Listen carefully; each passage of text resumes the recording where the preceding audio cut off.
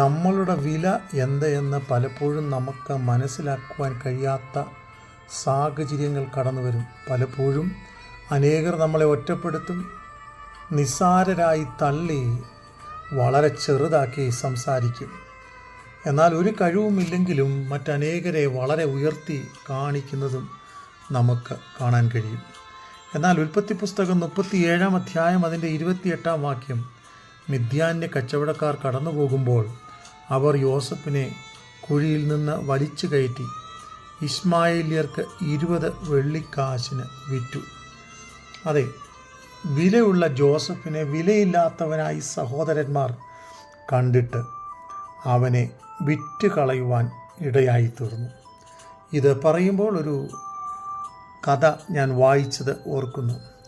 ഒരിക്കൽ ഒരു സാധുവായ മനുഷ്യൻ ഒരു സന്യാസിയുടെ അടുക്കൽ ചെന്നിട്ട് സന്യാസിയോട് പറഞ്ഞു, ലോകം എനിക്ക് വിലയും മാന്യതയും തരുന്നില്ല, അതുകൊണ്ട് ഞാൻ ജീവിച്ചിരിക്കുവാൻ താല്പര്യപ്പെടുന്നില്ല, ഞാൻ മരിക്കുവാൻ ആഗ്രഹിക്കുന്നു.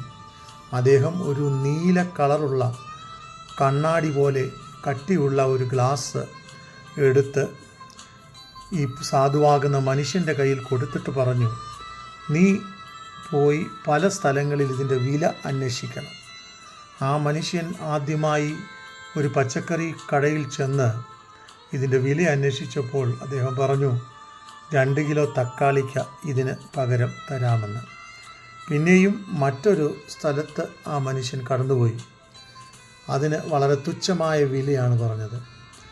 അതിനുശേഷം താനൊരു സ്വർണ്ണക്കടയിൽ പോയി അതിൻ്റെ വില തിരക്കി.